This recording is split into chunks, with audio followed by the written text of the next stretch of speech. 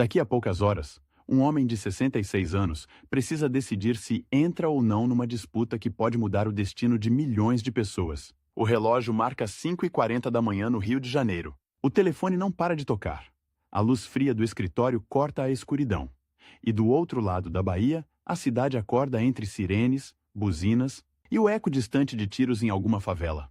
Em uma mesa coberta de recortes de jornal, pesquisas eleitorais rabiscadas à mão e xícaras de café esquecidas, Marcelo Nunes de Alencar encara um único papel: a carta de apoio que falta para tornar inevitável a sua candidatura ao governo do Estado. Se assinar, enfrenta seu maior rival político. Se recuar, entrega o tabuleiro a ele. O prazo? Menos de 10 horas até a convenção decisiva do partido. Depois disso, não haverá volta. Esse rival tem nome e rosto: Otávio Ramos, um político carismático, agressivo, especialista em bastidores, que conhece cada corredor escuro do poder fluminense. Otávio já fechou acordos, já prometeu cargos, já espalhou boatos de que Marcelo está velho, cansado, ultrapassado. Nos jornais daquela manhã, uma manchete maldosa pergunta: será que Marcelo ainda tem fôlego para salvar o Rio? O telefone toca de novo, um aliado pressiona: se o senhor não anunciar hoje, Otávio toma tudo. É agora ou nunca, doutor Marcelo. Ele respira fundo, olha para o relógio e, por um instante, a cidade inteira parece prender a respiração com ele. Mas para entender como esse homem chegou a esse ponto, com um Estado em crise à sua volta, um rival pronto para destruí-lo politicamente e um relógio impiedoso marcando cada minuto, é preciso voltar ao começo, antes dos palanques, antes das entrevistas, antes dos discursos inflamados. Voltar ao menino de camisa surrada atravessando as ruas do Rio de Janeiro com um caderno debaixo do braço, ouvindo, pela primeira vez, a palavra injustiça sussurrada como um segredo perigoso pelos adultos. É início dos anos 1940. O Rio ainda é capital do Brasil. Uma cidade que exibe luxo na orla e miséria nos morros. Quase na mesma esquina, o som dos bondes cruza com o canto das igrejas e o grito dos vendedores ambulantes. Marcelo cresce entre essas duas cidades superpostas: a dos salões elegantes, onde políticos falam em progresso, e a dos becos apertados, onde crianças brincam descalças no esgoto aberto. Ele assiste a tudo com olhos curiosos demais para a idade. O pai, funcionário público, leva para casa pilhas de papéis amarelados com carimbos oficiais.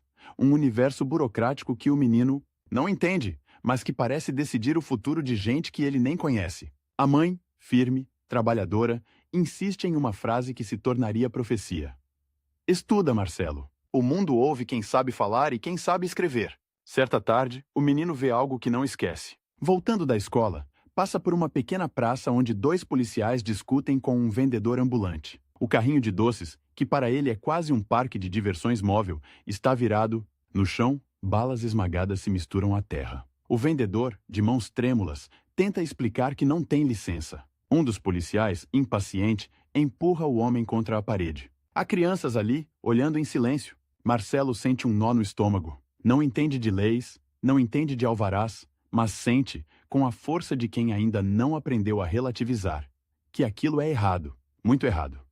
Mais tarde, em casa, tenta perguntar ao pai por que os homens de farda podem humilhar assim alguém que só quer trabalhar. O pai hesita, pesa as palavras, como se cada sílaba pudesse trazer problemas. E é nesse silêncio pesado que nasce, sem que ninguém perceba, o futuro advogado, o futuro político, o homem que se colocaria como ponte entre lei e gente. Na escola, Marcelo não é o mais barulhento nem o mais popular, mas é o que faz perguntas difíceis. Desafia o professor de história ao perguntar por que os heróis nos livros são sempre generais, nunca professores, nunca lavradores, nunca gente comum.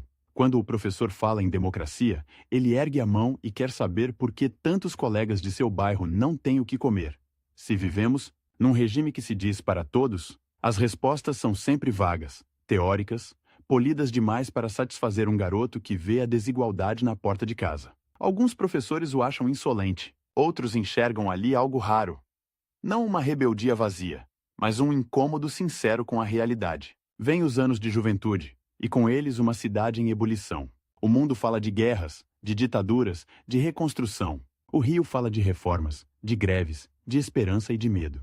Marcelo chega à universidade para estudar direito, entrando em prédios antigos que cheiram a mofo, café e papel. Ali ele descobre uma nova linguagem: artigos, códigos, constituições. Descobre também que a justiça não é algo abstrato, mas um campo de batalha.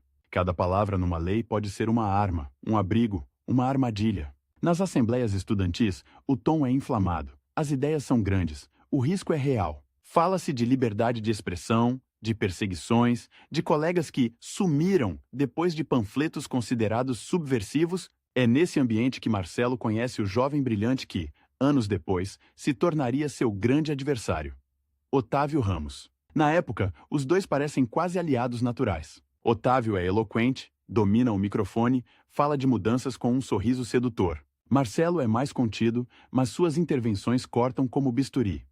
Precisas, fundamentadas. Em uma eleição para o diretório acadêmico, ambos acabam em lados opostos. Otávio defende alianças mais flexíveis, admite negociar com grupos conservadores para chegar lá, mais rápido. Marcelo é contra.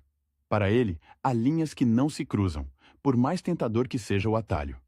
O clima esquenta. Panfletos anônimos surgem nos corredores acusando Marcelo de ser ingênuo, radical.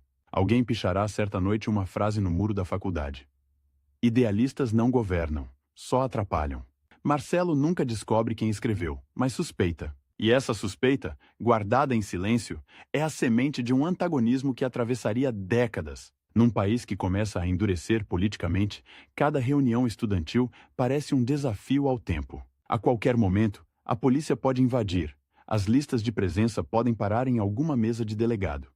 A próxima madrugada pode trazer batidas na porta. Em mais de uma ocasião, Marcelo participa de encontros marcados com rigor quase militar. Lugar combinado em cima da hora, senhas, horários controlados. Se não estivermos fora daqui antes das 10, a gente dança, diz um colega, olhando o relógio com ansiedade. O tempo é sempre um inimigo invisível. O tempo até o toque de recolher. O tempo até o regime endurecer de vez. O tempo até a última fresta de liberdade se fechar. Uma noite, o limite é testado ao extremo. Estudantes se reúnem num pequeno auditório para discutir um manifesto contra a censura. A notícia corre de que alguém avisou a polícia. O relógio marca 9h50 quando uma voz entra aos sussurros: tem viatura dando volta no quarteirão? O presidente do diretório, apavorado, quer encerrar ali. Otávio propõe recuar, adiar a votação, esperar um momento melhor. Marcelo levanta, pede o microfone e, com um frio na barriga que nunca admite sentir, diz: se toda vez que o poder ameaçar a gente, recuar, não vai sobrar nada do que a gente diz defender. Votamos agora. E depois lidamos com as consequências. O silêncio é pesado. Alguém olha para o relógio. 9h55. Tem menos de 5 minutos para decidir se assinam um papel que pode mudar suas vidas.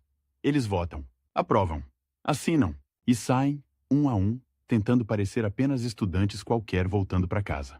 Alguns serão interrogados dias depois. Marcelo também.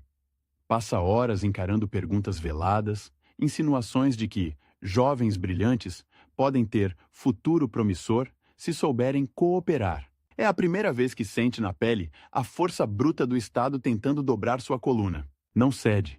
Paga por isso com noites insones e um medo que ele jura nunca demonstrar, nem para a família. E é nesse choque entre ideal e ameaça real que vai se forjando o político de bastidor.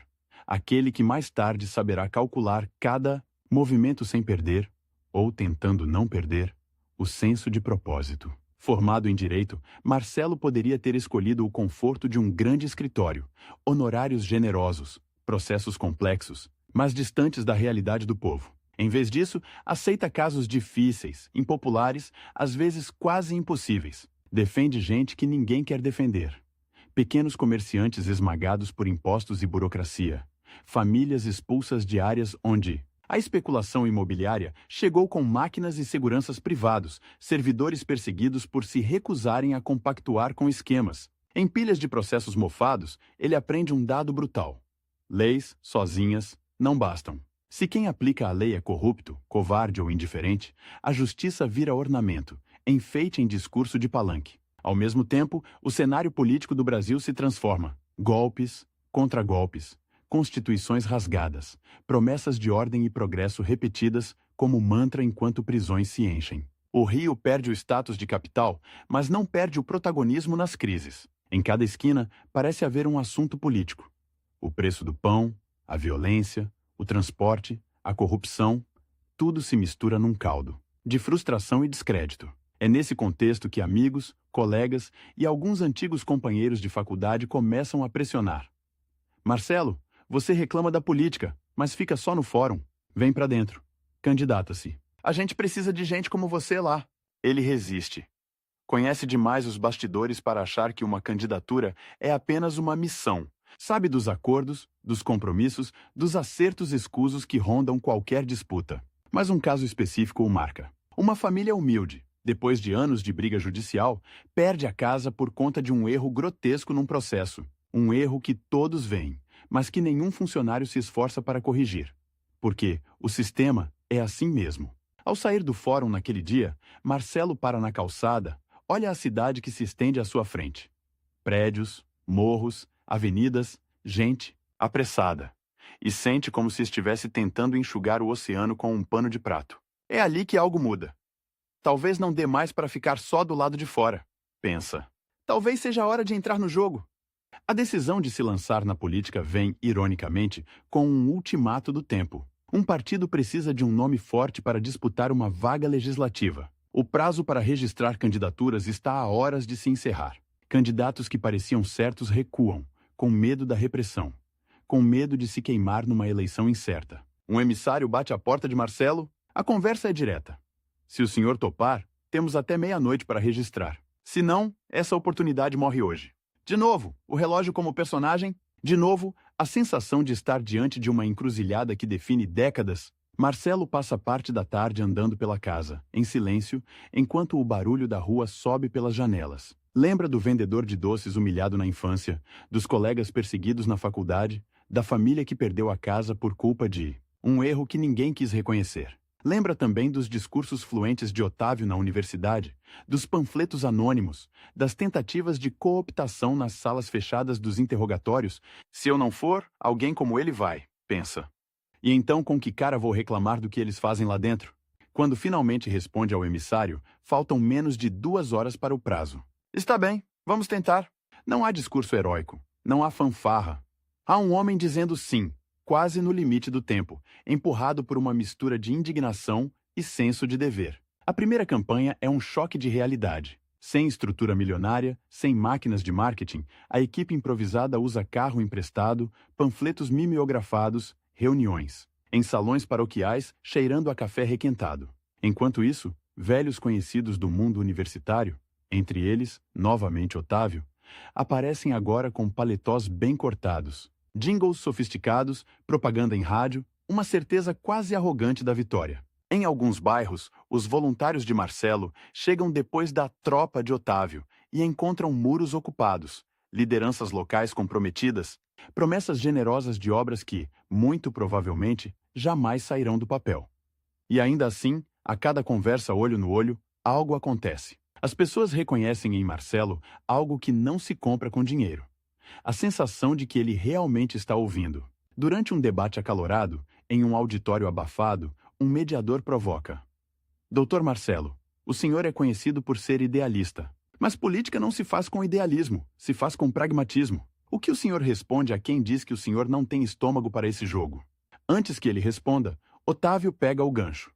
Respeito meu colega, mas o Brasil não pode ser governado por professores de moral. É preciso saber negociar, ceder, às vezes engolir sapos gigantes. Quem não aguenta, não entra. O público ri, aplaude. É um golpe baixo, mas eficiente. Marcelo espera a reação cessar e fala, sem elevar a voz. A questão não é se precisamos negociar. A questão é o que estamos dispostos a entregar nessas negociações. Se para ganhar um cargo eu tiver que abandonar o que defendo, então não vale a pena.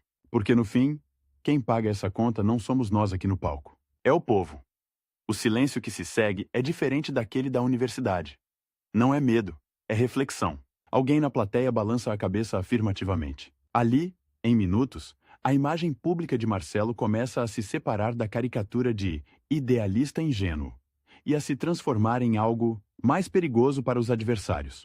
A de um político que, se chegar ao poder, talvez não seja tão facilmente manipulável. O resultado da eleição vem como uma das primeiras grandes reviravoltas de sua trajetória. As pesquisas indicavam vantagem confortável para nomes tradicionais. As máquinas políticas estavam bem azeitadas. Os analistas diziam que não havia espaço para novatos com discurso de ética. Na noite da apuração, a cada boletim divulgado, a equipe de Marcelo vê, incrédula, os números subirem. Primeiro, ele deixa de ser um coadjuvante. Depois, passa a alguns adversários considerados imbatíveis. Em determinado momento, um coordenador entra correndo na pequena sala, onde todos se amontoam e grita: "Estamos na frente em vários bairros. Se isso se mantiver, dá para eleger." Ninguém dorme. A cada urna apurada, uma mistura de esperança, adrenalina e medo. Medo de que, a qualquer momento, algo aconteça. Um erro, um problema técnico, um ajuste de última hora. E tudo desmorone. Quando a confirmação chega, já na madrugada, não há fogos oficiais, não há festa em hotel chique, há abraços suados, lágrimas discretas e uma frase dita por um amigo de infância que ficaria gravada: "Agora você não pode mais voltar atrás." Eles vão vir para cima de você com tudo? O eles é enorme, difuso. Interesses econômicos, grupos políticos, corporações, figuras que não aparecem nas fotos, mas puxam as cordas nos bastidores. Otávio, derrotado naquela disputa, some por um tempo dos radares, recolhe-se para avaliar a nova configuração. Mas ninguém que entende de política acredita que ele tenha desistido. Rivais como ele não se aposentam. Recuam, se reorganizam e atacam quando o adversário pisca. Como parlamentar, Marcelo descobre um novo campo minado. A euforia da vitória dura pouco. O dia a dia é feito de pilhas de projetos, sessões intermináveis, comissões onde decisões importantes são tomadas em salas quase vazias. Em cada corredor, um convite à acomodação. "Deixa isso pra lá, Marcelo. Não compra essa briga agora. Tem tempo." Mas o tempo, ele sabe, nunca é neutro. Cada adiamento custa vidas, oportunidades, direitos. Em reuniões a portas fechadas, ouve de colegas mais experientes conselhos que são, na prática, ameaças disfarçadas. Se você mexer muito com certas áreas, não vai subir. E, se não subir, não vai poder fazer nada de verdade. Pensa nisso. É a lógica cínica que domina boa parte da política. Para mudar o sistema, você precisa subir. Mas para subir, precisa se adaptar ao sistema que quer mudar. Entre avanços e frustrações, ele vai construindo uma reputação peculiar. Não é o radical que muitos temiam, mas também não é o maleável que alguns desejavam. Quando uma proposta claramente nociva à população é empurrada com urgência, ele atrasa a votação com manobras regimentais. Quando uma medida importante para serviços públicos empaca, ele articula, conversa, convence, como se estivesse conduzindo um processo delicado no tribunal. Seus discursos começam a circular, primeiro em jornais menores, depois em rádios, finalmente em grandes veículos. O nome Marcelo Alencar passa a ser associado a uma ideia incômoda para quem se acostumou a mandar sem ser contestado. A de que ainda pode existir política feita olhando nos olhos. Enquanto isso, o Rio de Janeiro enfrenta crises sucessivas, violência em alta, serviços públicos em colapso, escândalos pipocando. A população começa a olhar, com mais atenção, para quem poderia liderar uma reconstrução. Em conversas reservadas, em jantares discretos, em encontros que nunca constarão em agenda oficial, o nome de Marcelo surge como possibilidade real para disputar o governo do Estado. Surge também o nome de Otávio, agora muito mais experiente, muito mais perigoso, cercado de aliados em todas as esferas. A pergunta que ecoa nos bastidores é simples e brutal: quem vai assumir o comando de um Estado à beira do caos? Anos depois daquele jovem de olhar inquieto na universidade, aquele advogado que preferia causas difíceis a honorários fáceis, aquele parlamentar que se recusava a trocar princípios por favores, a mesma cidade que o viu crescer voltará seus olhos para ele em busca de respostas. E é assim que voltamos àquela madrugada, ao escritório iluminado por lâmpadas frias, ao telefone que não para de tocar e ao documento sobre a mesa. Menos de 10 horas até a convenção. Um rival afiado esperando um vacilo. Um estado inteiro pedindo, silenciosamente, alguém que tenha coragem de assumir a responsabilidade, e um homem, Marcelo Nunes de Alencar, prestes a fazer a escolha que ligará, de forma irreversível, toda a sua história pessoal ao destino da política fluminense. Enquanto helicópteros da polícia riscam o céu cinzento do Rio e sirenes rasgam o silêncio da manhã, um detalhe quase ridículo decide o destino de um estado inteiro. A ponta de uma caneta azul encostada num papel branco. Do lado de fora, ônibus lotados, balas perdidas, escolas caindo aos pedaços. Do lado de dentro daquele escritório, apenas um homem de 66 anos, um documento de 2 páginas e um prazo brutal. Menos de 10 horas. Para dizer ao Rio de Janeiro se ele topa ou não entrar numa guerra aberta contra Otávio Ramos e tudo o que ele representa. Marcello gira a caneta entre os dedos. O telefone continua tocando, agora com intervalos menores, como se o próprio aparelho estivesse ficando nervoso. Um assessor insiste do outro lado da linha. Doutor, a imprensa já está na porta do diretório. Se o senhor não der uma resposta até às 9, vão dizer que recuou. Ele olha pela janela. Lá embaixo, o trânsito se arrasta na Avenida Presidente Vargas, como um enorme animal ferido. Ele se lembra de cada caso, de cada rosto que o trouxe até aqui. O vendedor de doces humilhado, a família que perdeu a casa, os jovens presos por panfletarem. Respira fundo. E num gesto quase simples demais para o peso que carrega, abaixa a cabeça e assina. A caneta risca o papel com um som seco, definitivo. A candidatura de Marcelo Nunes de Alencar ao governo do Rio de Janeiro acaba de deixar o campo das hipóteses e entrar no terreno perigoso da realidade. A partir desse instante, o tempo começa a correr em outra velocidade. Em minutos, aquele documento está sendo copiado, enviado, fotografado. Um emissário sai quase correndo com a pasta debaixo do braço. Se perder esse prazo, perco a história, pensa ele, apertando o passo rumo ao diretório estadual. No trajeto, atravessa ruas esburacadas, desvia de camelôs, vê um grupo de policiais encostando jovens no muro. Em paralelo, em outro bairro da cidade, um carro preto de vidro escuro entra discretamente na garagem de um prédio de luxo. Lá dentro, numa sala climatizada, Otávio Ramos recebe a notícia pelo viva-voz. Ele assinou. O silêncio dura poucos segundos. Depois vem a frase, dita com um tom entre desprezo e excitação. Então vamos mostrar a ele o que é uma campanha de verdade. Às 8h30 da manhã, a notícia entra no ar na primeira rádio popular. Confirmado. Marcelo Alencar será candidato ao governo do estado. A disputa fica ainda mais acirrada com a presença de seu histórico adversário, Otávio Ramos. Na esquina, um taxista resmunga. Mais um prometendo salvar o Rio. Uma senhora do banco da frente cutuca. Esse Marcelo é aquele que enfrenta os poderosos, não é? Dizem que não se vende. No alto de um morro, um jovem ajusta a antena improvisada da TV e vê o nome Marcelo Alencar correr na tarja vermelha. Ele não sabe ainda, mas aquele nome vai influenciar se haverá posto de saúde funcionando ali nos próximos anos ou só mais um container, promissor enferrujando ao sol. No diretório do partido, o clima é de urgência quase militar. Papéis espalhados, celulares tocando sem parar, gente entrando e saindo com cara de quem não dorme há dias. Um quadro branco mostra números de pesquisas ainda reservadas. Otávio na frente, com folga confortável. Marcelo, num segundo pelotão. Competitivo, mas longe do que precisaria para vencer. O presidente estadual do partido o recebe com um abraço rápido, protocolar. Parabéns pela coragem, Marcelo. Agora precisamos montar a tropa em poucas semanas. Coragem. A palavra soa mais como sentença do que elogio, porque ali todos sabem.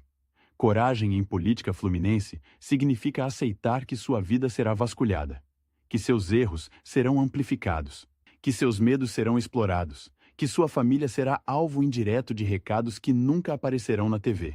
Começam então as horas mais frenéticas da pré-campanha. É preciso fechar coligações, negociar minutos de televisão, costurar apoios em municípios onde a presença do Estado é quase uma lenda. Cada acordo tem um preço. Cada sim vem acompanhado de um mas. Em uma noite particularmente tensa, Marcelo está sentado numa sala mal iluminada, frente a frente com um cacique regional que controla um importante reduto eleitoral no interior. O homem fala devagar, enrolando um rosário entre os dedos. Eu levo meus prefeitos com o senhor, doutor Marcelo. Levo vereador, levo liderança de bairro, mas uma coisa eu preciso garantir. Aquele inquérito contra minha empresa tem que, como posso dizer, perder a prioridade. Marcelo sente o velho nó no estômago. É o mesmo incômodo de quando criança viu o vendedor de doces ser esmagado pela burocracia. Só que agora, quem tem o poder de esmagar ou poupar é ele. Eu não posso prometer isso, responde. Não vou usar governo para resolver problema particular. O cacique encosta na cadeira, sorri de canto de boca. Então talvez o senhor esteja na eleição errada. Levanta-se, dá as costas e sai. Na manhã seguinte, os boatos correm.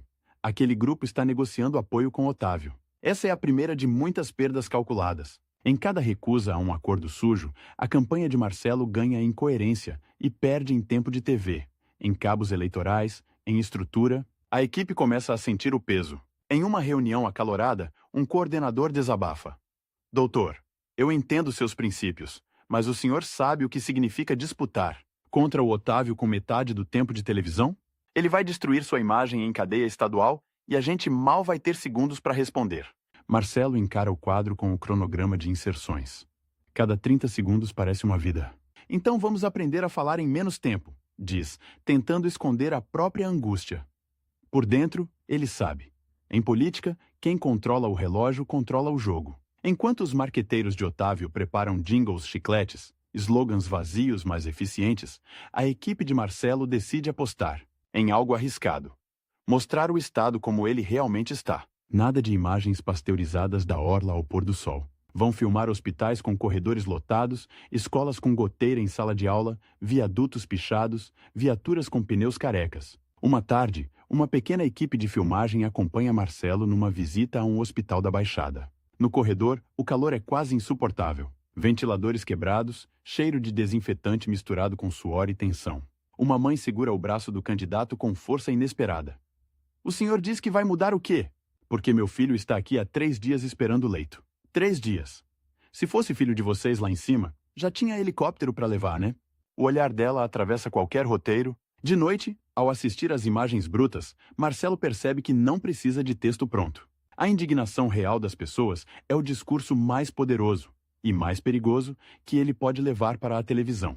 Quando o primeiro programa eleitoral vai ao ar, a diferença entre as campanhas é brutal. Otávio aparece de terno perfeito, fundo azul, gráficos coloridos, prometendo modernização, parcerias, um Rio competitivo para o século XXI.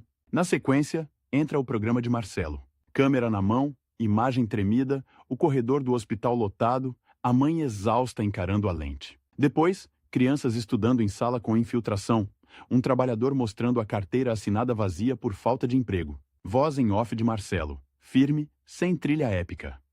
Eles dizem que o Rio é um estado rico. Então por que tanta gente vive como se morasse num lugar esquecido? Em bairros da periferia, pessoas se aproximam da TV, silenciam conversas de bar, ficam paradas na porta de casa. O desconforto que o programa causa é profundo, e é exatamente isso que o torna perigoso para os poderosos. A reação de Otávio é rápida e feroz. Em poucos dias, seus marqueteiros colocam no ar um contra-ataque agressivo. Recortes editados de discursos de Marcelo, insinuando que ele é responsável por travamentos de projetos importantes. Imagens dele defendendo no passado acusados que a opinião pública considera bandidos, sem explicar que eram, na maioria, gente pobre, esmagada por um sistema seletivo. A narrativa é clara. Marcelo defende quem atrapalha o progresso. Otávio defende quem quer trabalhar. Jornais, alinhados com interesses que apostam em Otávio, publicam manchetes calculadas. Idealismo demais pode colocar em risco investimentos. Candidato questiona grandes obras e deixa empresários apreensivos. A campanha vira campo de guerra simbólico. Cada palavra antiga de Marcelo é resgatada, distorcida, lançada contra ele como se fosse bomba. Em uma noite chuvosa, o comitê de campanha de Marcelo está abarrotado de voluntários. No telão, passa a mais recente pesquisa de intenção de voto. Otávio ainda lidera, mas algo mudou. A distância diminuiu. Estamos encostando, comenta um analista, apontando para os gráficos. Se mantiver esse ritmo, entra em empate técnico na última semana. A sala explode em aplausos, mas o coordenador de comunicação lembra. Não comemorem antes da hora.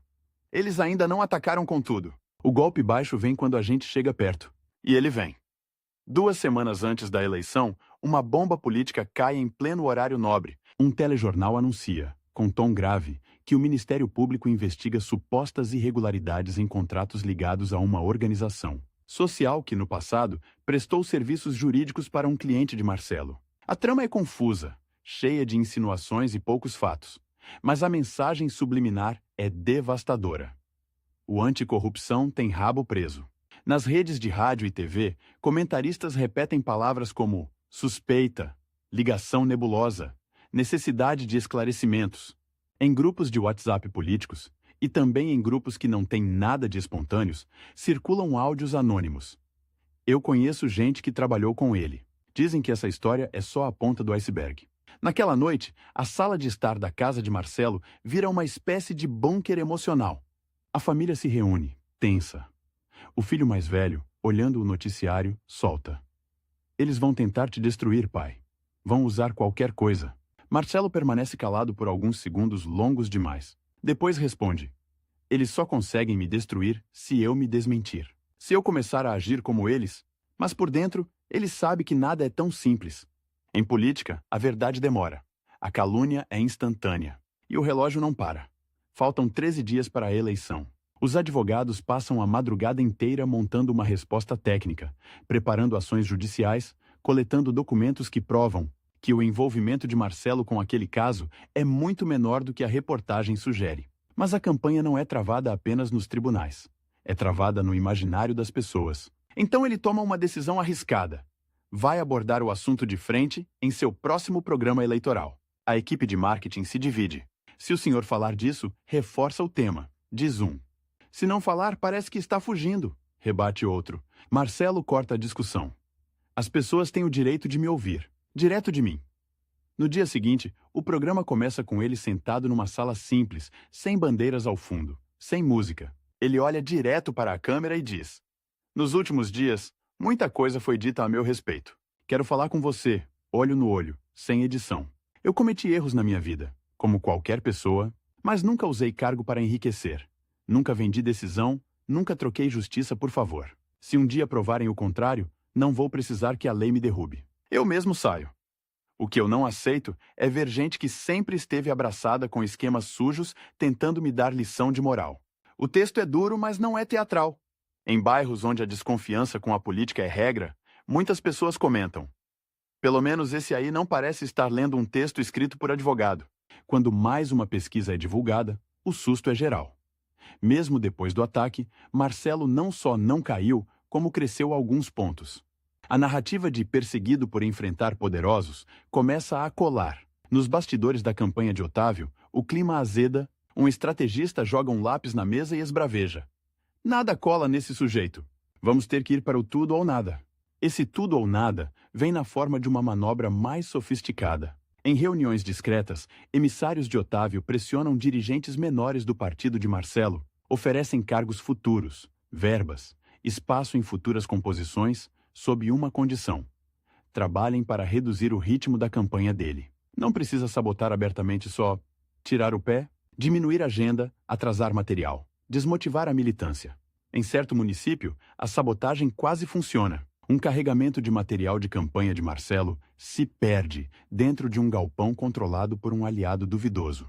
Descobre-se tarde demais que esse aliado, na verdade, já tinha fechado com Otávio. É um golpe duro.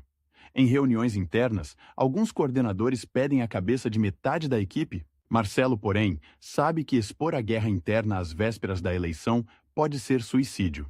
Engole a revolta, reorganiza o time e segue. Mais uma vez, precisa correr contra o relógio, agora não só para conquistar votos, mas para tapar buracos da própria estrutura. Chega então a semana decisiva. O debate final na televisão é marcado para uma quinta-feira à noite. Os dois principais candidatos sabem que ali muita gente ainda indecisa vai se decidir. Algumas pesquisas mostram quase empate técnico entre Marcelo e Otávio. Outras dão uma pequena vantagem a um, depois a outro. É o tipo de cenário em que uma frase mal colocada pode derrubar uma campanha inteira. Um olhar firme pode, de repente, virar argumento político. Horas antes do debate, no camarim improvisado, Marcelo sente a garganta arranhar. São dias falando sem parar. Comícios, entrevistas, caminhadas. A voz, seu principal instrumento, parece querer falhar justo agora. Um médico de campanha aparece com um spray e recomenda: poupe a voz no início. Fale curto e direto. Nada de discurso longo. Como se fosse possível ser curto e direto sob holofotes que exigem, ao mesmo tempo, firmeza e empatia. No estúdio, os candidatos tomam suas posições. As luzes esquentam a pele. A plateia, reduzida mas barulhenta, se alterna entre aplausos e vaias. O mediador anuncia o tema do primeiro bloco: segurança pública. Otávio é o primeiro a falar. Ele promete mais armas, mais viaturas, mais tolerância zero, num discurso que mistura números soltos a frases de efeito. Em seguida, é a vez de Marcelo. Ele olha para a câmera, respira fundo e decide fazer algo que ninguém espera. Não começa falando de polícia. Começa falando de medo. Nosso povo tem medo de sair de casa, medo de pegar ônibus, medo de passar na frente de delegacia, medo de bala perdida. Mas também tem medo de polícia corrupta, medo de ser confundido com bandido por causa da cor da pele ou do CEP onde mora. Se a gente não reconhecer esse medo duplo, vai continuar repetindo soluções que só aumentam o problema. Em outro momento do debate, Otávio tenta encurralá-lo, lembra de um voto polêmico no parlamento, em que Marcelo se opôs a um projeto grandioso de obras viárias. O senhor foi contra uma obra que teria gerado milhares de empregos. Ataca. Como pretende governar um estado quebrado se não apoia projetos que trazem dinheiro e desenvolvimento? Marcelo poderia explicar tecnicamente por meia hora, mas tem poucos segundos. Então, opta pelo soco curto. Eu fui contra uma obra que custava 3 vezes mais do que deveria e que ia deixar uma conta bilionária para o povo pagar. Emprego que dura o tempo da obra e deixa dívida para gerações não é emprego. É engodo. A resposta pega. Nas redes, começam a circular trechos do debate com legendas improvisadas. Não é emprego, é engodo.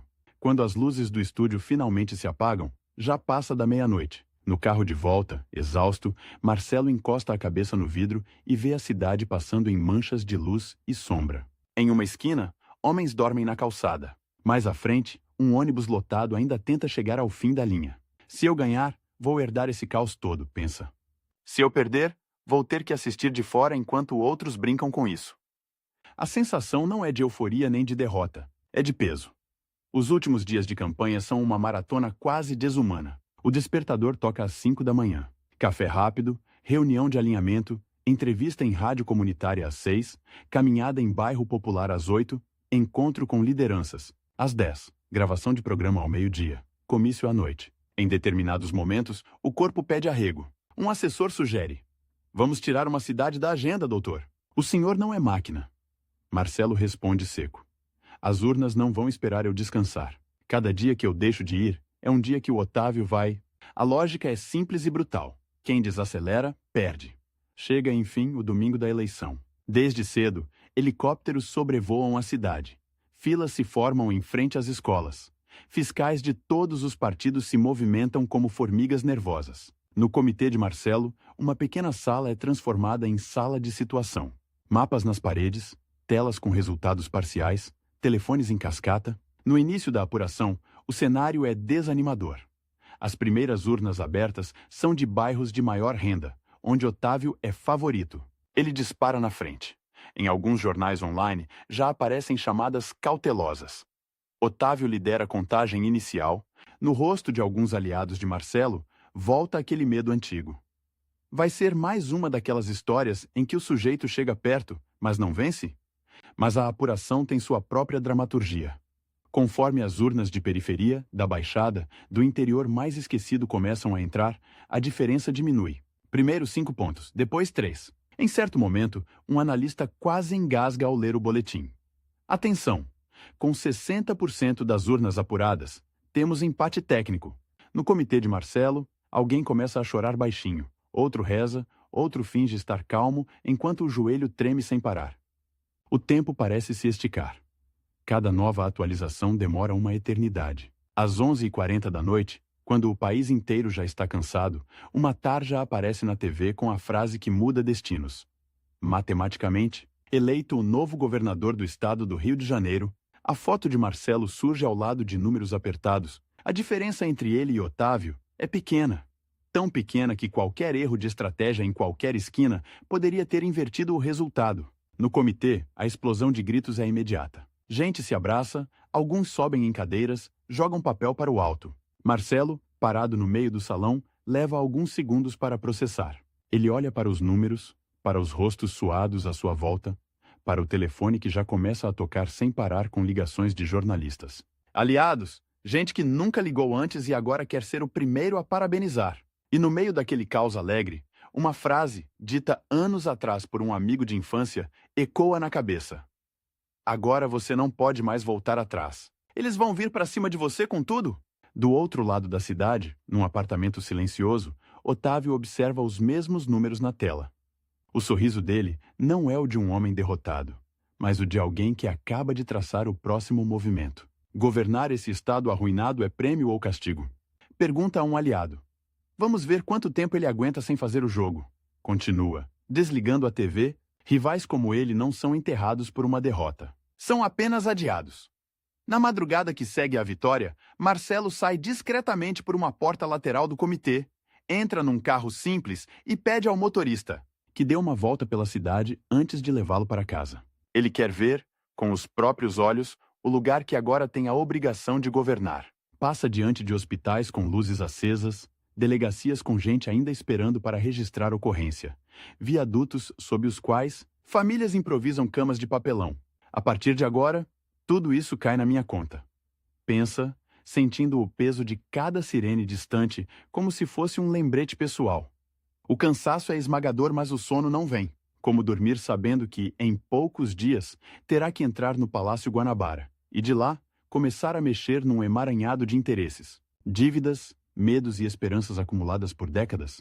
Quando finalmente o carro para em frente ao prédio onde mora, o relógio marca quase 4 da manhã. O mesmo relógio que, semanas antes, tinha cravado o prazo impiedoso para que ele assinasse ou não sua candidatura. O mesmo relógio que acompanhou cada debate, cada programa eleitoral, cada pesquisa angustiante. Agora, esse relógio marca outra contagem regressiva.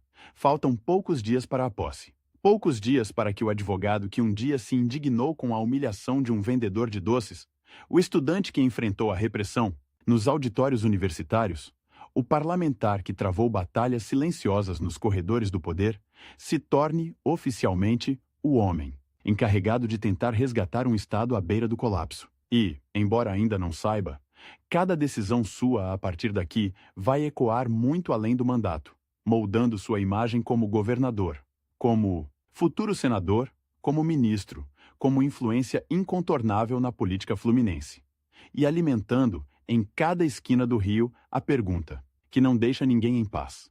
Até onde um homem consegue ir sem se perder quando finalmente chega ao topo? Enquanto o Estado se prepara para a festa da posse, com bandas afinando instrumentos e fogos de artifício, esperando o momento exato de explodir sobre o Palácio Guanabara, um funcionário anônimo abre uma gaveta de metal no porão do prédio e puxa uma pasta marrom, abarrotada de papéis amarelados. No alto da primeira folha, em letras maiúsculas, lê-se: Dívida consolidada.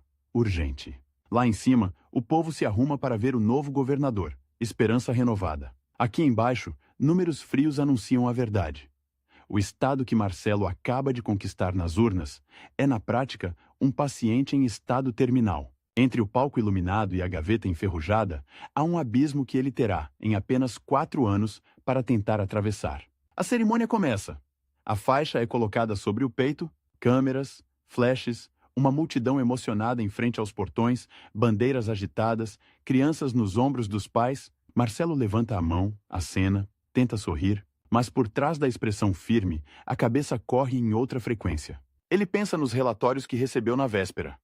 Folha de pagamento atrasada, fornecedores sem receber há meses, obras paradas que continuam consumindo juros, contratos com letras miúdas que mais parecem armadilhas. Pensa também em quem está assistindo a tudo de um outro ângulo. Em um escritório climatizado, longe dali, Otávio Ramos observa a posse pela televisão, cercado de aliados. Deixem que ele brinque de consertar esse caos, comenta, com um meio sorriso. O relógio já começou a correr contra ele. Quando o hino termina e os discursos protocolares se esgotam, o cerimonial indica que é hora de entrar no gabinete pela primeira vez como governador. O corredor cheira a cera de madeira e história. Quadros com retratos de ex-governadores acompanham o caminho, como uma espécie de corte silenciosa. Alguns sorriem em pintura. Outros parecem olhar com um misto de pena e curiosidade. Marcelo atravessa aquele túnel de rostos pensando em quantos, dali, tiveram a chance de mudar de verdade a vida de quem está do lado, de fora dos muros. E quantos apenas trocaram de lugar os amigos nos mesmos banquetes. Ao entrar no gabinete, a porta se fecha às suas costas e por alguns segundos, o barulho da festa lá fora vira um ruído distante. Um assessor coloca sobre a mesa uma pilha de pastas. Governador, isso é só o que não pode esperar até amanhã. Os primeiros dias no poder têm gosto estranho de déjà vu e descoberta. A cada porta aberta, uma surpresa incômoda. Orçamentos maquiados, obras superfaturadas, contratos de décadas com cláusulas que amarram o Estado a grupos empresariais que se comportam como donos de pedaços inteiros da cidade. Numa sala reservada, o secretário de Fazenda aponta para um gráfico e vai direto ao ponto. Se nada mudar, em 6 meses, o Estado não paga salário integral. No máximo, metade. Em um ano começa a atrasar. 6 meses. Do lado de fora, a lua cheia ilumina a Baía de Guanabara. Do lado de dentro, a palavra 6 se transforma em um cronômetro invisível que se instala no peito de Marcelo e passa a ditar o ritmo de todos os seus dias. A equipe se reúne para a primeira grande decisão estratégica. É preciso estabelecer prioridades? Segurança, transporte, saúde, saneamento, tudo grita ao mesmo tempo. Se a gente tentar fazer tudo de uma vez, não faz nada direito, alerta uma consultora. Se escolhermos demais, vamos ser acusados de abandonar o resto, rebate outro assessor. Marcelo escuta, calado, girando uma caneta entre os dedos como fez no dia em que decidiu disputar a eleição. Ele sabe que, qualquer que seja a escolha, alguém vai se sentir traído. Começamos pela urgência que mata mais rápido, diz por fim. Gente morrendo na fila de hospital e gente morrendo na rua, vítima de bala perdida. Se não atacarmos isso de frente, todo o resto vira detalhe. Os planos no papel parecem impecáveis. Reorganizar a polícia, investir em inteligência, ampliar postos de saúde, criar força-tarefa para reduzir filas, cortar privilégios para liberar dinheiro para as áreas mais críticas. Mas assim que as medidas começam a ser anunciadas, a realidade reage. Em um auditório lotado, coronéis da polícia escutam, de braços cruzados, a proposta de mexer em escalas, gratificações, critérios de promoção. Querem que a gente faça milagre com colete vencido e viatura sem freio e ainda cortam nosso adicional? Resmunga um deles, baixo, mas audível o suficiente para contaminar a sala. Do outro lado da cidade, sindicatos de servidores da saúde se inflamam ao ouvir que haverá corte de contratos emergenciais. Para muitos, é o único emprego. A palavra ajuste, que nos relatórios soa técnica, nas ruas vira ataque. É nesse clima que Otávio encontra sua brecha. Agora à frente de um bloco robusto na Assembleia Legislativa, ele se apresenta como defensor dos servidores contra o governo de tesoura. Em discursos inflamados, sob aplausos, diz que Marcelo quer resolver o problema das contas às custas de quem trabalha e que se preocupa mais com planilhas do que com gente. As frases pensadas para virar manchete encontram eco imediato em rádios, colunas de opinião, programas de debate. A mesma habilidade de comunicação que quase o levou ao governo, agora se volta para um único objetivo: encurtar o mandato do adversário.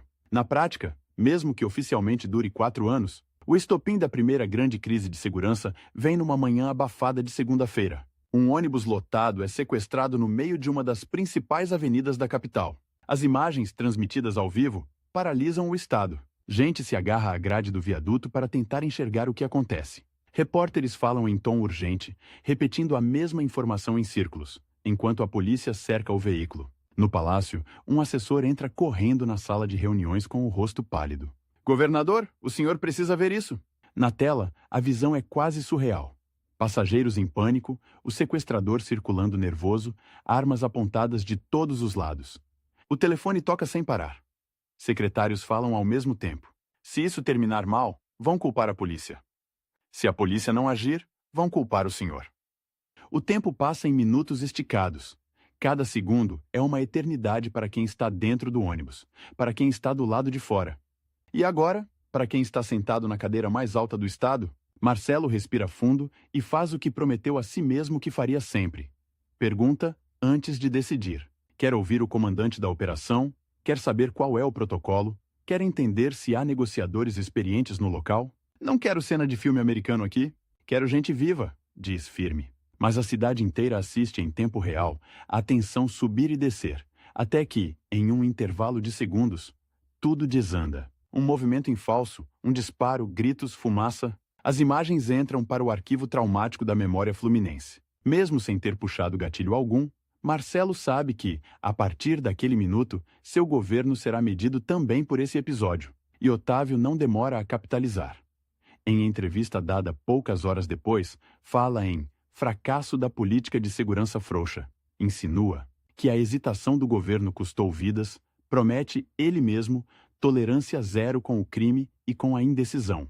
A pressão se torna quase física. Ao voltar para casa de madrugada, depois de uma sequência de reuniões, Marcelo passa por uma banca de jornal, onde a edição do dia seguinte já está na vitrine. A manchete principal traz uma foto congelada do sequestro, com uma pergunta em letras gigantes. Quem perdeu o controle? Em letras menores, mas não menos cortantes. Governo sob fogo cruzado. Ele fica alguns segundos parado, olhando para a própria responsabilidade traduzida em tipografia e tinta. Um ambulante arrumando revistas o reconhece, vacila, parece querer dizer algo, mas acaba apenas balbuciando. Boa noite, governador. A saudação soa mais como cobrança do que respeito. Enquanto o caos imediato é contido com remendos, a conta silenciosa das finanças continua chegando. O prazo de 6 meses para evitar o colapso da folha se aproxima. A equipe econômica apresenta um pacote ainda mais duro. Revisão de incentivos fiscais, corte de cargos comissionados, privatização de empresas estatais deficitárias. Cada item é uma bomba em potencial. Se o senhor não fizer nada, o Estado quebra. Se fizer tudo isso, perde popularidade agora e talvez não consiga eleger sucessor. Alerta o secretário. É a velha tríade da política colocada em forma de ameaça. Ou salva o presente, ou salva o futuro, mas dificilmente os dois. Marcelo pensa no vendedor de doces humilhado pela burocracia lá atrás, na vida inteira em que viu governos empurrarem problemas para frente como quem varre lixo para debaixo do tapete. A gente foi eleito para consertar, não para fingir que está tudo bem, decide. E assina o plano que vai mudar o rumo das contas. E da sua biografia. As reações são imediatas. Servidores ocupam as escadarias da Assembleia, gritam o nome dele em coro, mas não em tom de apoio. Chamam-no de traidor. Lembram os discursos inflamados de campanha, os compromissos assumidos com a base. Em um dos protestos, um cartaz chama a atenção. Prometeu defender o povo, está defendendo os números.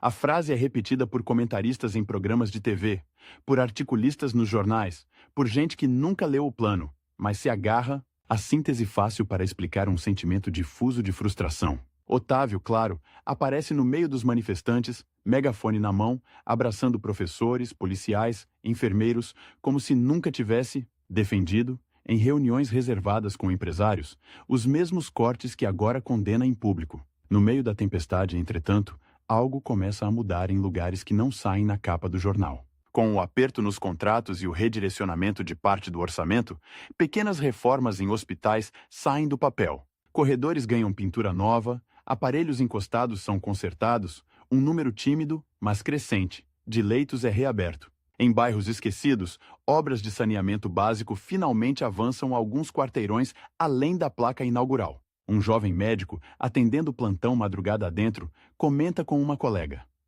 Ainda está longe do ideal, mas pelo menos parou de piorar.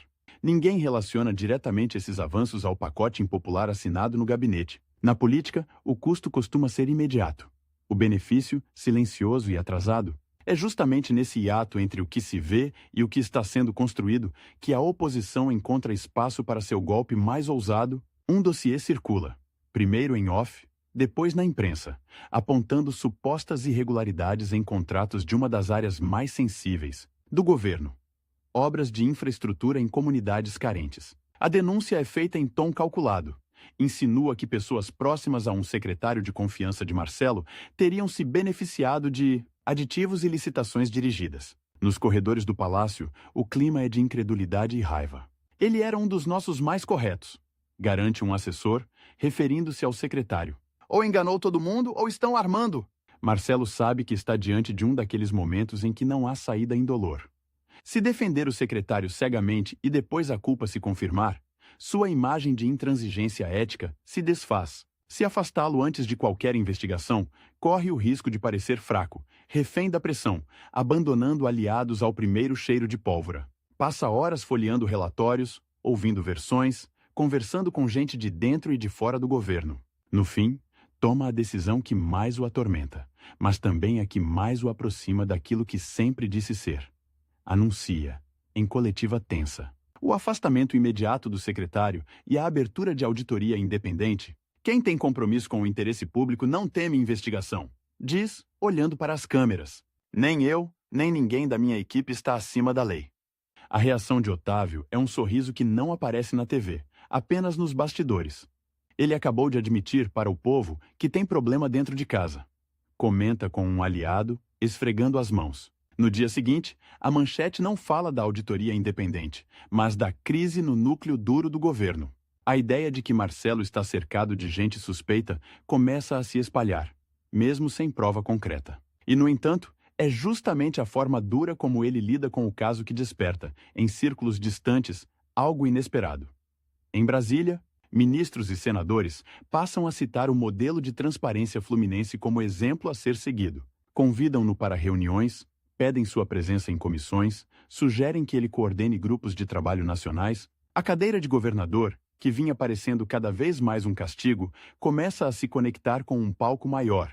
Numa dessas idas à capital federal, Marcelo entra em um salão amplo do Congresso e sente a estranha sensação de estar, ao mesmo tempo, em casa e fora de lugar. Ali estão figuras que, por anos, ele viu apenas pela televisão, decidindo o destino do país com discursos longos e acordos curtos. Agora, alguns o cumprimentam com respeito sincero, outros com calculada cordialidade.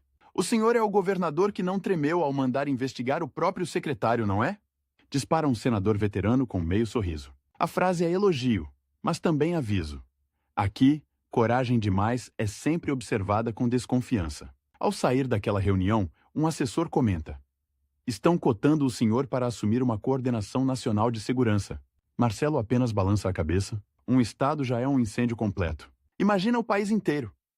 Os anos de mandato avançam como um filme montado em cortes bruscos. Green rooms de entrevistas, gabinetes abafados, helicópteros sobrevoando áreas alagadas, visitas relâmpago a escolas, velórios de vítimas de tragédias evitáveis. A cada enchente, a pergunta se repete: por que não fizeram as obras antes? A cada operação policial que termina em morte de inocente, outra pergunta se impõe: por que a polícia age assim? Em todas, Marcelo carrega a sensação de estar sempre correndo atrás de um dano que começou muito antes dele, mas que agora cai inteiro na sua conta. O relógio, impiedoso, marca 3 anos, 3 anos e meio, quase 4. O prazo para mostrar a que veio está acabando. É nesse ponto que o conflito com Otávio muda de patamar.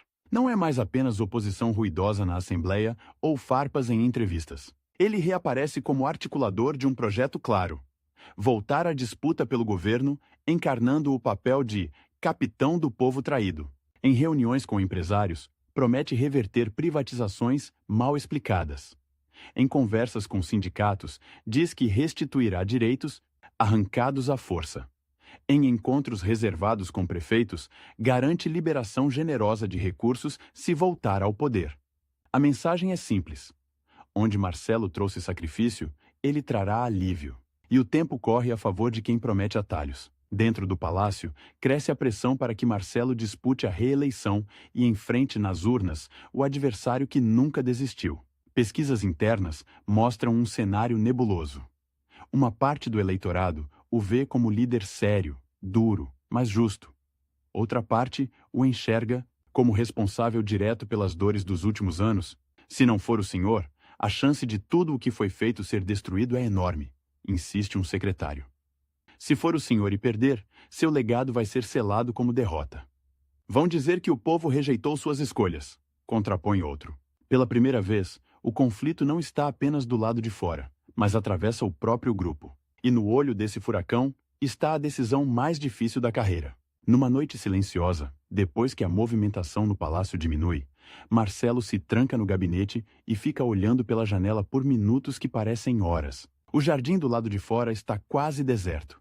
Apenas um segurança caminha em círculos, mãos para trás, olhando o relógio de vez em quando. Lá no alto, a lua ilumina o contorno dos morros. Ele pensa em tudo o que viveu até ali. A infância no interior, o estudante preso por panfletar, o advogado que enfrentou juízes, o candidato que quase perdeu tudo, o governador que decidiu tomar decisões que sabia que seriam impopulares. Pensa também no que ainda virá, no que pode significar carregar para sempre o rótulo de o governador que o povo rejeitou, ou o homem que abriu mão de lutar. No dia seguinte, convoca uma reunião com os principais aliados e anuncia a decisão que ninguém esperava, mas que, de alguma forma, sempre esteve escrita no jeito como ele encarava o poder. Não será candidato à reeleição. Vai apoiar um nome mais jovem, alguém que ele acredita poder continuar o trabalho sem carregar, sozinho, o peso de anos de desgaste. A sala reage com choque, raiva, lágrimas em alguns casos. O senhor está entregando o Estado na bandeja para o Otávio, acusa um deputado. Marcelo escuta sem se defender. Quando a confusão acalma, apenas responde: ninguém é insubstituível. Se o que fizemos só existe comigo, então não fizemos direito. A campanha que se segue é quase mais angustiante do que a que o levou ao poder. Dessa vez, ele não é o protagonista direto, mas sua sombra está em todos os debates, em cada comício, em cada programa de TV. O candidato que apoia tenta defender o legado sem carregar o ônus completo. Otávio, por sua vez, transforma o governo Marcelo em alvo preferencial. Eles tiveram 4 anos, 4 orçamentos, 4 carnavais para consertar o Estado. E o que entregam? Contas apertadas, servidores humilhados, insegurança ainda nas ruas. Repete, incansável. O confronto, na verdade, é entre duas narrativas sobre o mesmo período. Uma que vê sacrifício responsável, outra que enxerga incompetência ou insensibilidade. Na noite da eleição, Marcelo acompanha a apuração de uma sala mais discreta. Longe dos holofotes, o som das televisões se mistura ao burburinho nervoso dos aliados. As primeiras urnas abertas indicam uma disputa apertada. Em determinado momento, o candidato apoiado por ele lidera por uma margem mínima. Em outro, Otávio assume a frente. A cada atualização, corações sobem e descem como em uma montanha-russa improvável. Ao fim, quando mais de 90% das urnas já foram apuradas, a realidade se impõe. Por uma diferença pequena, mas concreta, o eleitorado escolhe o caminho oposto ao que Marcelo gostaria. O candidato de Otávio vence. A festa do adversário explode na tela. Dentro da pequena sala, o silêncio é absoluto. Curiosamente, é nesse silêncio que algo muda na própria percepção sobre quem é Marcelo na política fluminense. Aliados que, horas antes, o pressionavam por não ter se lançado à reeleição, agora o olham como uma espécie de referência moral, mais do que chefe de projeto. O senhor podia ter usado a máquina inteira a seu favor, mas não usou, comenta uma jovem deputada, emocionada. Podia ter nomeado gente só para garantir apoio, mas preferiu bater de frente. A derrota eleitoral daquele dia, paradoxalmente, começa a construir um outro tipo de vitória.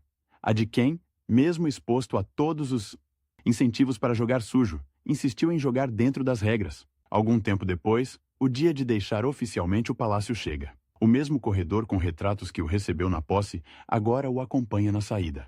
A faixa já não está mais no peito. Em vez disso, ele carrega uma caixa simples com alguns objetos pessoais.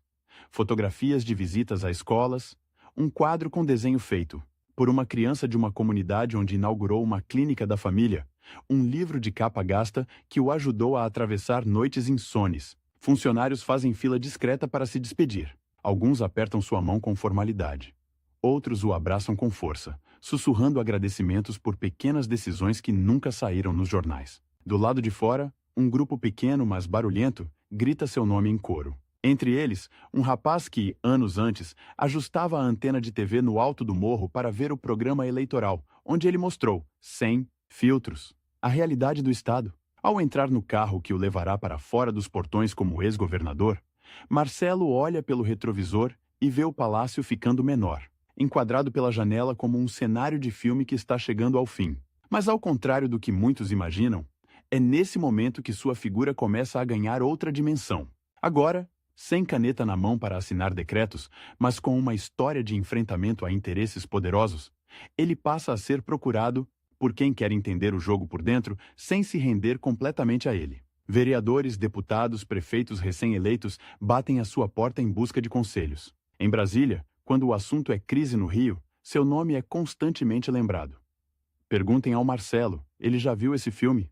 Do outro lado da cidade, em um gabinete luxuoso, Otávio observa tudo com a mesma atenção fria de sempre. Agora, finalmente no poder, cercado de aliados que esperaram pacientemente sua vez, ele começa a enfrentar, um por um, os problemas, que antes atribuía apenas à incompetência dos outros. Dívidas, violência, hospitais lotados, enchentes, greves. Em algumas noites, Ao olhar para a pilha de relatórios sobre a mesa, talvez se pegue repetindo, em silêncio, a pergunta que um dia fez em tom de ironia: governar o Rio é prêmio ou castigo?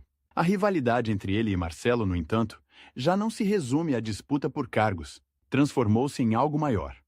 Duas formas opostas de encarar o mesmo tabuleiro. Uma aposta na flexibilidade total, na adaptação aos ventos, qualquer que seja a sua direção. A outra insiste em que até o maior dos ventos precisa respeitar algum tipo de bússola. Enquanto o relógio volta a marcar o tempo em outra velocidade, longe das sirenes oficiais, Marcelo se recolhe para um período de reflexão forçada. Mas é um recolhimento apenas na aparência. Seus telefonemas continuam chegando, seus conselhos continuam circulando, suas decisões passadas continuam sendo usadas como referência. Ou como alvo. Em debates acalorados, ele ainda não sabe. Mas essa fase, em que deixa de ser apenas o homem que ocupa uma cadeira para se tornar uma espécie de consciência incômoda da política fluminense, será o terreno fértil de onde brotarão convites, articulações e batalhas futuras. Agora em outros palcos, com outros títulos e responsabilidades, mas sempre com a mesma pergunta martelando ao fundo: até que ponto é possível influenciar o jogo sem se tornar parte indissociável das regras que o mantêm exatamente como é? Quando um político deixa o poder, a maioria desaparece em silêncio. Com Marcelo, aconteceu o contrário. Foi justamente no dia em que ele cruzou os portões do palácio como ex-governador que sua voz começou a ecoar mais alto do que nunca. Enquanto caixas de papelão desciam pelos elevadores de serviço, enquanto a faixa passava para o peito de Otávio, outro movimento, invisível e silencioso, começava a se organizar. Em gabinetes discretos, em salas de aula de universidades, em reuniões fechadas em Brasília, uma pergunta surgia cada vez mais. E se a gente chamasse o Marcelo para ajudar a consertar isso? O homem que, durante 4 anos, fora acusado de governar para as planilhas, de repente virava referência justamente no que mais o criticavam: a capacidade de dizer não quando tudo empurrava para o sim. E desta vez, o cronômetro que corria contra ele não era apenas o dos mandatos, era o do próprio corpo, do próprio tempo de vida, que começava a dar sinais de que não suportaria muitas guerras a mais. Os primeiros meses fora do governo têm um sabor estranho de exílio e liberdade. De manhã, Marcelo acorda sem sirenes, sem relatórios em cima da mesa, sem a necessidade de decidir em minutos sobre assuntos que afetarão milhões de pessoas, toma café com calma, anda pela rua sem escolta ostensiva, entra em livrarias como se fosse um cidadão comum, mas a cada esquina, a realidade lembra que ele não é mais comum há muito tempo. Uma funcionária de hospital o aborda, com olhos marejados. O senhor não imagina o que mudou depois daquela reforma. Ainda falta muita coisa, mas antes a gente perdia gente na maca por falta de oxigênio. Hoje é raro. Outro, um policial de meia idade, o encara com uma mistura de gratidão e mágoa. Governador, eu reclamei muito do corte nas gratificações. Mas, pelo menos agora o salário cai todo mês. Antes atrasava 2, 3. E nas esquinas, adesivos com o rosto de Otávio sorridente lembram que o velho rival, agora no poder, prometeu ao povo justamente o oposto: menos sacrifício, mais alívio rápido. Num apartamento modesto, mas arejado, em um bairro de classe média, Marcelo tenta se adaptar a uma rotina que nunca teve. Lê jornais com atenção quase obsessiva, sublinha dados, recorta gráficos, como se ainda estivesse se preparando para uma reunião. A cada manchete sobre o Rio, sente um puxão interno. O Estado não é mais responsabilidade formal dele, mas a sensação de pertencimento. É maior do que qualquer mandato. Uma noite, ao ver na TV o anúncio de um novo pacote de incentivos fiscais generosos do governo Otávio, ele desliga o aparelho no meio da coletiva. Estão abrindo mão de receita que não tem, para agradar quem já tem demais, murmura para si mesmo. O telefone toca. Do outro lado da linha, a voz é familiar, vinda de Brasília. Marcelo, precisamos conversar. O Senado está discutindo um plano de socorro aos estados. Ninguém entende as contas do Rio como você. O senhor já pensou em voltar, mas agora como senador? A pergunta fica ecoando no apartamento, misturada ao som distante de um jogo de futebol transmitido pelos vizinhos. A ideia de se candidatar ao Senado parece, num primeiro momento, uma provocação do destino. Ele acabara de sair de uma eleição em que decidiu, voluntariamente, não buscar mais um mandato, justamente para não se apegar à cadeira. Voltar às urnas tão cedo seria visto como incoerência, fome de poder. Por outro lado, a conta é simples. Sem espaço institucional, ele se tornaria apenas comentarista, alguém que opina sem poder agir. O senhor não precisa do cargo, Marcelo, insiste um aliado em reunião no fim de tarde. Mas o Rio precisa. Se Otávio continuar brincando com a arrecadação e a dívida, em 4 anos estaremos pior do que quando o senhor entrou. 4 anos. De novo, o número que sempre o perseguiu. 4 anos para tentar evitar que o Estado afunde de vez. 4 anos que ele talvez não tenha na plenitude física de antes. Vocês querem que eu dispute o Senado contra a máquina do Palácio e ainda com prazo de validade no corpo? Provoca, meio em tom de brincadeira, meio em desabafo. O silêncio que se segue é resposta suficiente. Sim, é exatamente isso que esperam. Ele decide.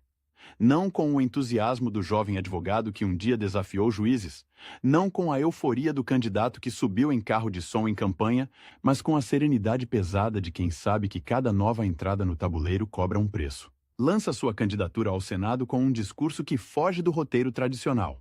Em vez de prometer trazer recursos ou lutar por emendas, fala em criar um canal permanente de transparência entre Brasília e os estados endividados, em defender uma lei de responsabilidade que valha também para os benefícios fiscais concedidos sem critério. Eu já estive dos dois lados do balcão. Sei o tamanho da tentação de empurrar o problema para o próximo governo, afirma, olhando direto para a câmera num programa eleitoral. No Palácio, Otávio assiste à gravação com expressão tensa.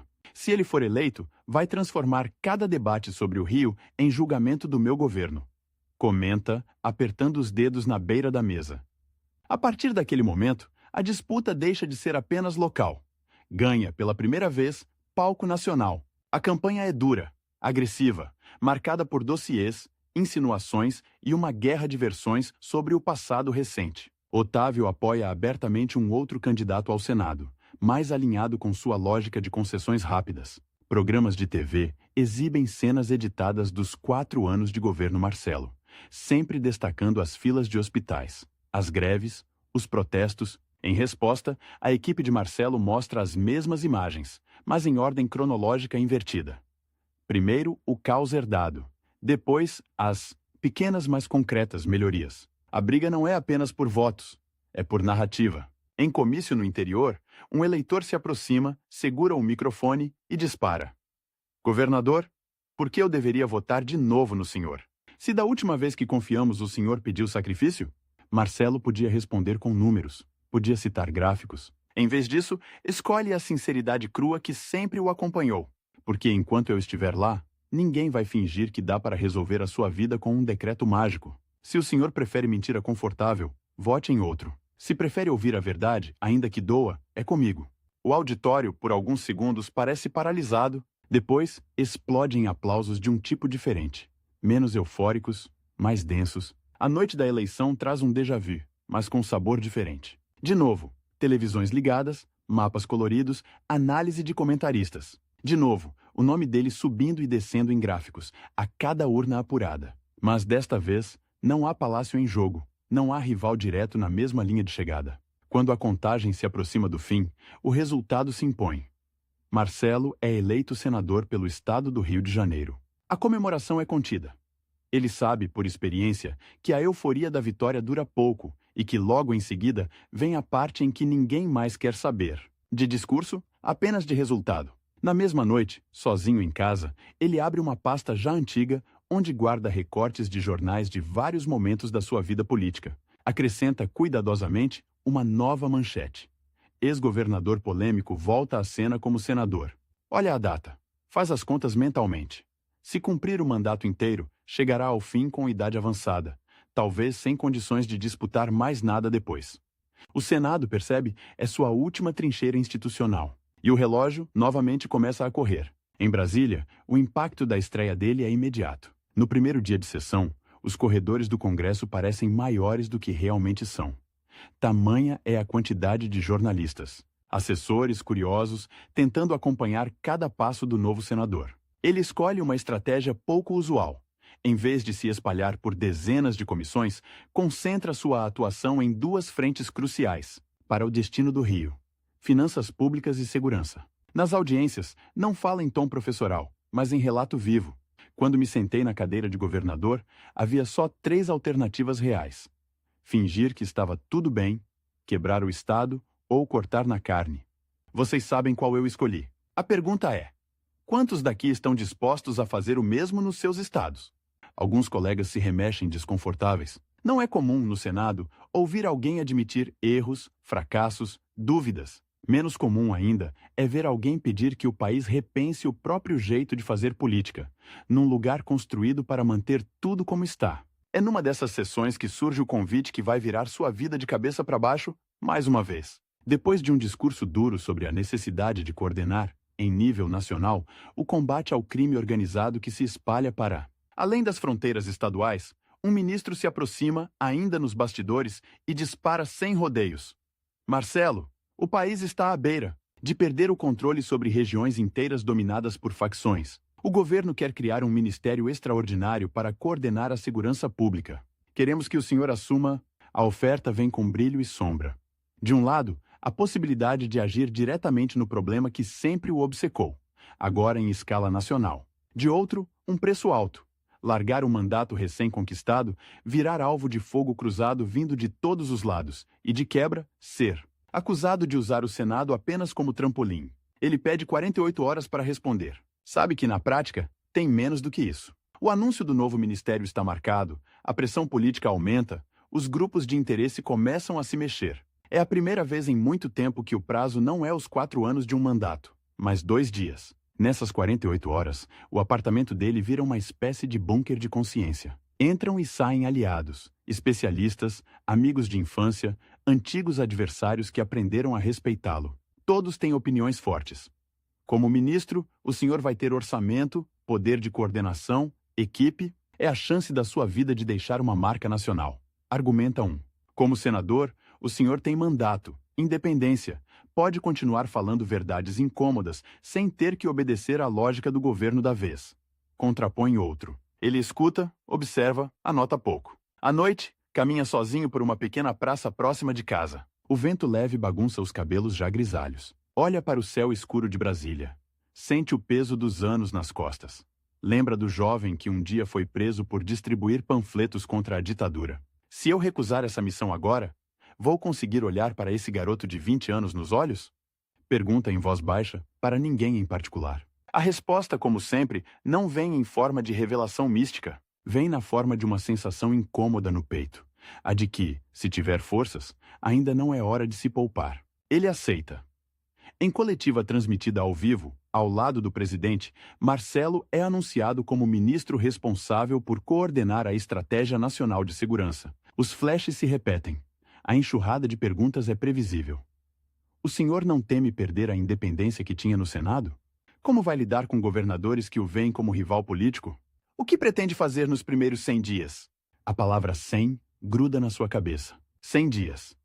É o prazo simbólico que a opinião pública costuma dar a qualquer novo governo, a qualquer nova política, antes de começar a cobrar resultados. 100 dias para mostrar que não é apenas mais um cargo inventado para dar resposta vazia à crise. 100 dias para transformar diagnósticos em ações visíveis. À noite, já no gabinete provisório montado às pressas, ele escreve, à mão, no topo de uma folha em branco: Plano de 100 dias.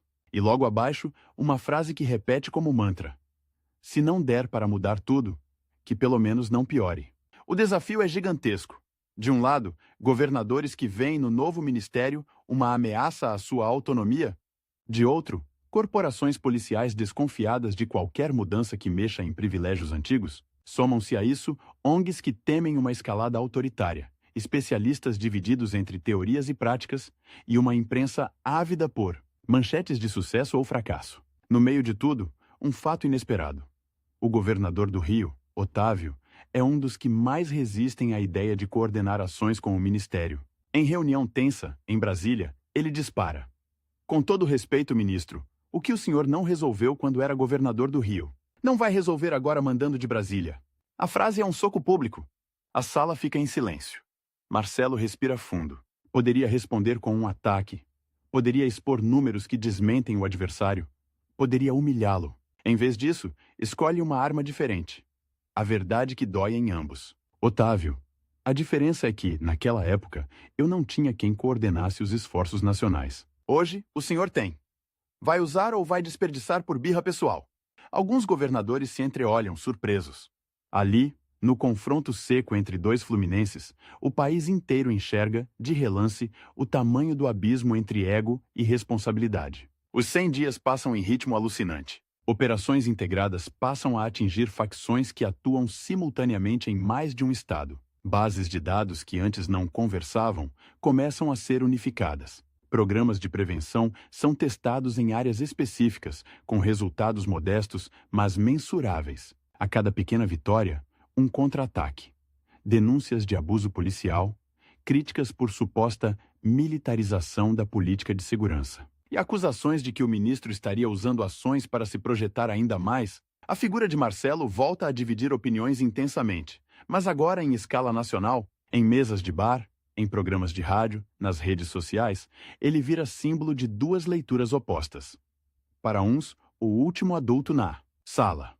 Para outros, o representante de um Estado que insiste em tratar violência apenas com mais polícia. No meio desse tiroteio simbólico, um fato começa a se impor, silencioso. Os índices de determinados crimes, em regiões específicas, caem de forma consistente. Ninguém consegue atribuir isso a uma única causa.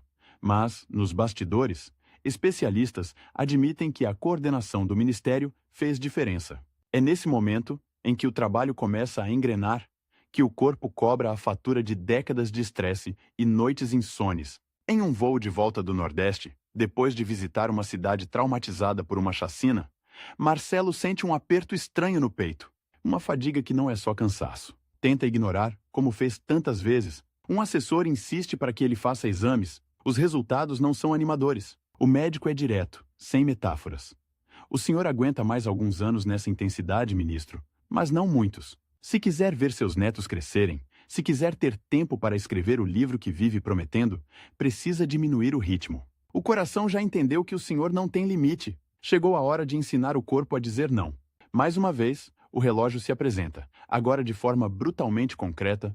Não são mais 4 anos, não são mais 100 dias. São alguns anos indefinidos. Uma conta que ninguém pode prever ao certo, mas que certamente não será eterna. E pela primeira vez, ele se pergunta se vale a pena gastar cada um desses anos restantes em salas sem janelas, reuniões intermináveis, votações que correm madrugada adentro. A decisão de deixar o ministério antes do fim do governo não é fácil, nem bem recebida.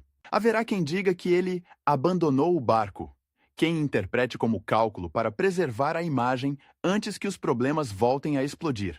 Haverá também quem veja ali um gesto raro, o de alguém que reconhece o próprio limite. Em pronunciamento emocionado, mas contido, Marcelo explica que sai não por falta de compromisso, mas para não se tornar, ele mesmo, mais um problema. O país não precisa de um ministro que insiste em ficar pela vaidade enquanto o corpo pede socorro, diz, olhando para a câmera com um misto de firmeza e vulnerabilidade que não costuma ser visto em figuras públicas. Ao terminar o discurso, desliga as luzes do gabinete, passa a mão pela mesa vazia e sente de novo aquela estranha mistura de alívio e luto que o acompanhou quando deixou o palácio. Só que, desta vez, o que ele está enterrando não é apenas um cargo. É a certeza de que nunca mais estará na linha de frente do poder. A partir daí, começa a fase de legado. Não uma construção planejada, com fundações, placas inaugurais e discursos pomposos, mas um mosaico de decisões passadas que, aos poucos, vão sendo reinterpretadas. Em universidades, teses de mestrado e doutorado começam a citar seu governo e sua passagem por Brasília como casos de estudo. A relação entre ajuste fiscal e políticas sociais, a experiência de coordenar segurança em um país federativo, a recusa em usar a máquina pública para perpetuar-se no poder. Jovens pesquisadores o procuram, gravador na mão, cadernos abertos. Ele os recebe em uma sala simples, paredes forradas de livros e fotografias amareladas. Responde a tudo com paciência, mas sempre com uma advertência. Não romantizem. A maior parte do tempo, eu errei tentando acertar. Se aprenderem só com os acertos, vão repetir os mesmos erros. Curiosamente, é em um desses encontros, com alunos de ciência política, que chega um convite improvável. Um deles, nervoso, lê uma mensagem no celular e levanta a mão. Senador, quer dizer, ex-ministro, Desculpe, não sei como devo chamar. Lô. Ele sorri. Marcelo está ótimo. O jovem continua. Acabaram de anunciar que uma das leis que o senhor ajudou a redigir no Senado, sobre transparência de contratos públicos, será usada como base para investigar um esquema de corrupção no governo do Otávio.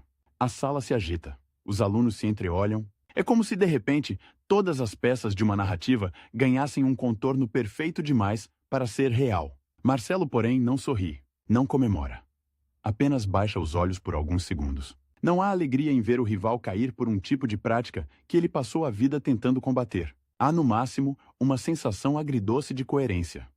As mesmas regras que muitos o acusaram de defender por rigorismo agora se voltam contra quem preferiu a flexibilidade total. O escândalo que envolve o governo Otávio é grande, mas não o suficiente para apagar por completo tudo o que ele fez. A política raramente produz vilões e heróis absolutos.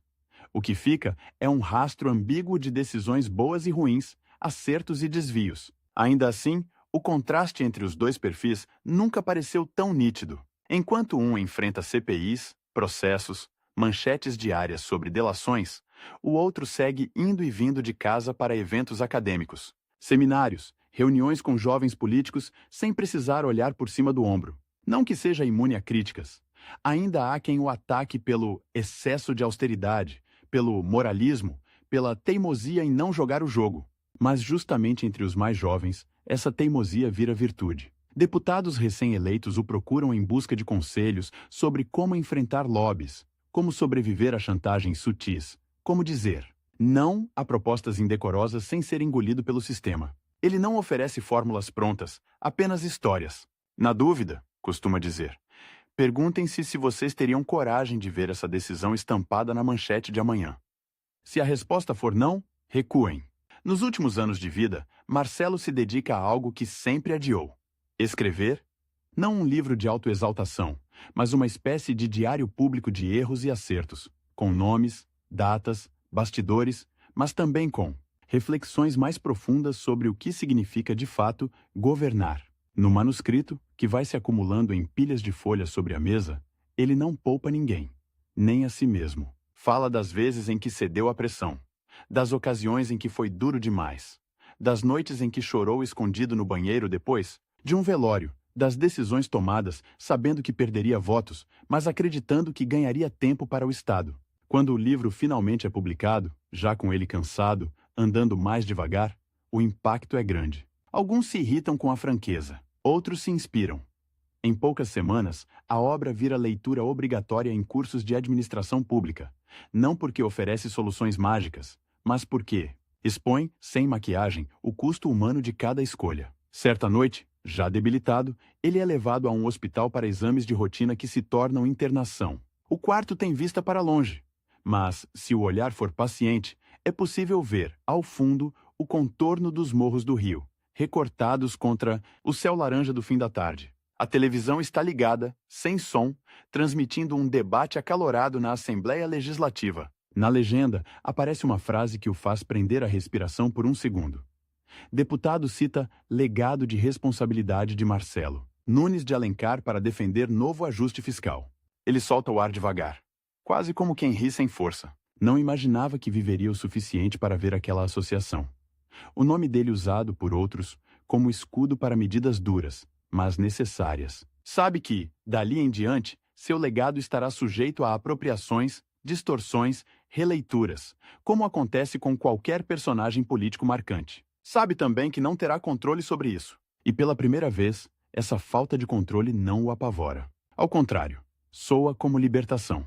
Quando, algum tempo depois, a notícia de sua morte percorre o Estado, há quem a receba com indiferença, quem faça piadas cruelmente, típicas de um país acostumado a desacreditar de seus políticos, quem use o momento para reabrir velhas críticas, mas há também uma onda de depoimentos que surpreende até os mais próximos. Ex-adversários admitindo respeito, antigos aliados lembrando histórias íntimas, cidadãos comuns contando pequenas mudanças que viveram graças a decisões dele. Um motorista de ônibus recorda o dia em que uma operação conjunta entre polícia e prefeitura acabou com um ponto de assalto crônico na sua linha. Uma enfermeira relata que foi em um plantão reforçado, implementado durante o governo dele, que conseguiu salvar um bebê, que de outra forma teria morrido.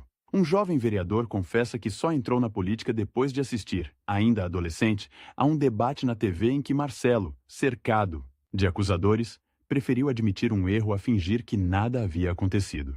Anos se passam. As placas com seu nome em escolas, viadutos e unidades de saúde vão envelhecendo. Algumas cobertas de grafite, outras apagadas pela chuva. Nas salas de aula, professores de história política fluminense colocam sua foto ao lado de outros líderes marcantes, não como santo ou demônio, mas como algo mais difícil de enquadrar. Um homem que, dentro de um sistema desenhado para seduzir pela facilidade, escolheu o caminho mais incômodo. Nas rodas de conversa, quando alguém reclama que todos são iguais, sempre aparece uma voz discordante. Não, teve um lá atrás que não era... Ele mesmo admitia que errou muito, mas tinha uma coisa que ninguém tirou: a coragem de perder para não trair o que acreditava. E no fundo, talvez seja essa a marca mais profunda de Marcelo Nunes de Alencar na política fluminense. A lembrança incômoda de que é possível sim jogar o jogo sem vender a alma inteira. Que há um preço alto nisso: solidão, impopularidade, derrotas. Mas que, se alguém um dia tiver dúvidas sobre qual caminho vale mais a pena, basta olhar para a linha tênue que separa seu nome do de tantos outros que preferiram a glória fácil e foram engolidos por ela. Marcelo, com todos os seus defeitos, escolheu o outro lado dessa linha. E, mesmo depois de o relógio ter parado para ele, o tic-tac das suas decisões continua ecoando, silencioso, nas entranhas da política. Do Rio.